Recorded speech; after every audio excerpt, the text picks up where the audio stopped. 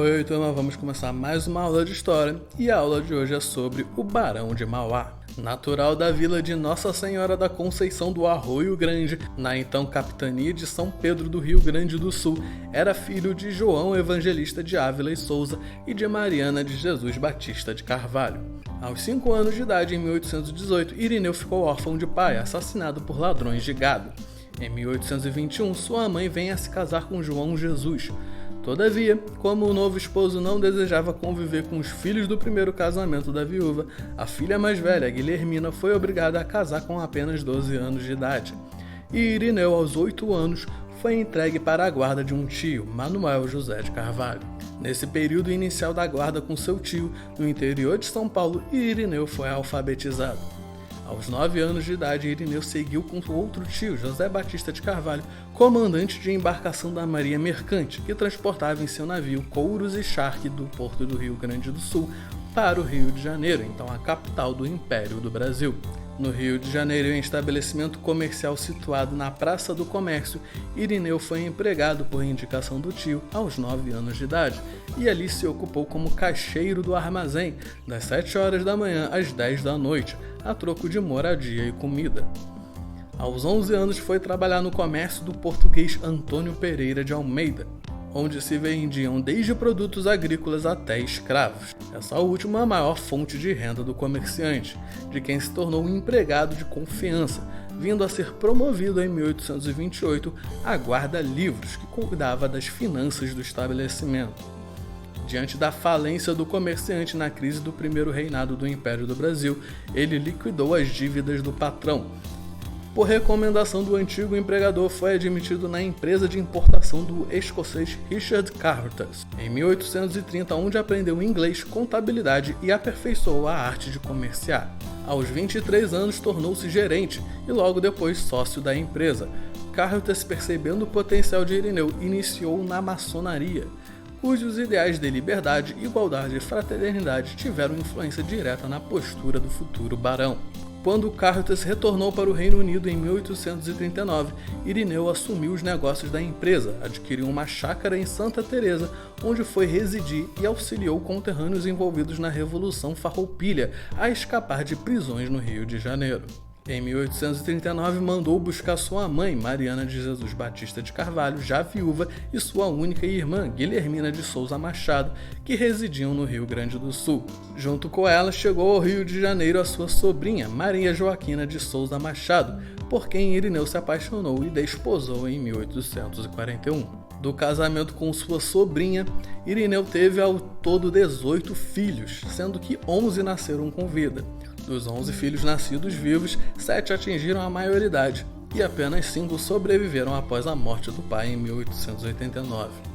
A morte prematura da maioria dos filhos devido a doenças é atribuída à proximidade do grau de parentesco entre Irineu e sua esposa e dos problemas genéticos decorrentes desse fato. Uma viagem de negócios que fez à Inglaterra em busca de recursos permitiu a Irineu conhecer fábricas, fundições de ferro e o mundo dos empreendimentos capitalistas, convencendo de que o Brasil deveria trilhar o caminho da industrialização. A Inglaterra fora o cerne da Revolução Industrial e o Brasil ainda era um país de produção rural. Ao retornar, decidiu tornar-se um industrial também. Tendo obtido junto ao governo imperial brasileiro a concessão do fornecimento de tubos de ferro para a canalização do rio Maracanã, na cidade do Rio de Janeiro, liquidou os interesses da Casa Carruthers e no ano seguinte adquiriu uma pequena fundição situada na Ponta da Areia, em Niterói, na então província do Rio de Janeiro. Imprimindo-lhe nova dinâmica empresarial, transformou-a em um estaleiro de construções navais, dando início à indústria naval brasileira. No ano seguinte, o estabelecimento de fundição e companhia Estaleiros da Ponta da Areia já multiplicara por 4 seu patrimônio inicial, tornando-se o maior empreendimento industrial do país, empregando mais de 1.000 operários e produzindo navios, caldeiras para máquinas a vapor, engenhos de açúcar, guindastes, prensas, além de artilharia, postes para iluminação e canos de ferro para águas e gás. Deste complexo saíram mais de 72 navios em 11 anos, entre os quais as embarcações brasileiras utilizadas nas intervenções platinas e as embarcações para o tráfico no Rio da Amazonas. Em 1849, construiu o maior navio mercante até então construído no país, o Serpente, um navio negreiro rápido encomendado por Manuel Pinto da Fonseca, que depois de realizar uma única viagem de tráfico de escravos à África, foi vendido à Marinha do Brasil e rebatizado de Golfinho. Com a extinção do tráfico negreiro a partir da Lei Eusébio de Queiroz de 1850, os capitais até então empregados no comércio de escravos passaram a ser investidos na industrialização. Aproveitando essa oportunidade, Mauá passou a se dividir entre as atividades de industrial e banqueiro, tendo acumulado fortuna aos 40 anos de idade. Entre os investimentos que realizou, além do estaleiro e fundição na Ponta da Areia, destacam-se o projeto de iluminação a gás da cidade do Rio de Janeiro, cuja concessão de exploração ele obteve por 20 anos. Pelo contrato, o empresário comprometia-se a substituir 21 milhas de lampiões a óleo de baleia por outros novos de sua fabricação, erguendo uma fábrica de gás nos limites da cidade. Os investidores só começaram a subscrever as ações da companhia de iluminação a gás quando os primeiros lampiões no centro da cidade foram acesos, surpreendendo a população. Um pânico! Mas hoje tudo isso vai acabar. Agora, nessa cidade de São Sebastião do Rio de Janeiro. O Deus da Luz está entre nós. Vamos, minha senhora, conte comigo até 3. 1,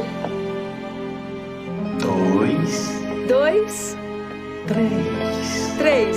E ela disse 3! A luz!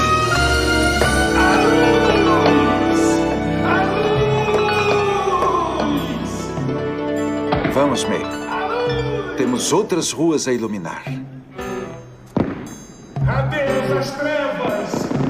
Mauá também fez a construção de um trecho de 14 quilômetros de linha férrea entre o Porto de Mauá, na Baía de Guanabara, e a Estação de Fragoso, na raiz da Serra da Estrela, em Petrópolis, na então província do Rio de Janeiro, a primeira do Brasil. No dia da inauguração, na presença do imperador Dom Pedro II e de autoridades, a locomotiva, posteriormente apelidada de Baronesa, em homenagem à esposa de Mauá, percorreu em 23 minutos esse percurso.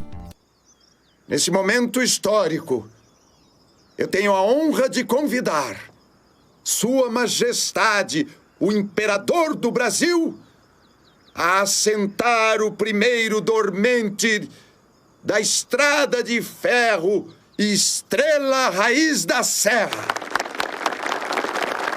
Majestade, por aqui.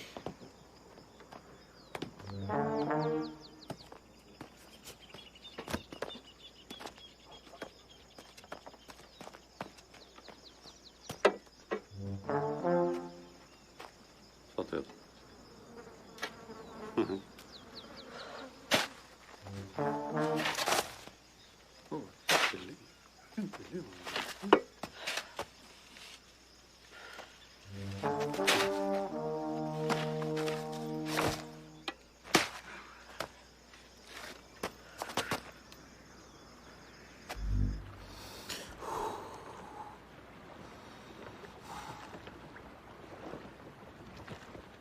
Eu disse a Vossa Alteza, era melhor não ter vindo. Esse comerciante é um desvairado. Ele quis materializar uma metáfora. Quis dizer que também o imperador deve ganhar a vida com o suor de seu rosto. Ridículo. Não é ridículo, Visconde. Foi um erro. Um erro do Sr. Irineu.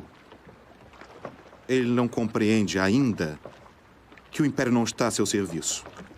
Que ele, sim, deve estar a serviço do Império. Na mesma data, em reconhecimento, o empresário recebeu o título de Barão de Mauá. Este seria o primeiro trecho de um projeto maior visando a comunicar a região cafeicultora do Vale do Rio da Paraíba e de Minas Gerais ao Porto do Rio de Janeiro. Em 1873, pela Estrada União e Indústria, a primeira estrada pavimentada no país, chegavam as primeiras cargas de Minas Gerais para a Estrada de Ferro Dom Pedro II, depois nomeada Estrada de Ferro Central do Brasil, empreendimento estatal inaugurado em 1858 que oferecia fretes mais baixos.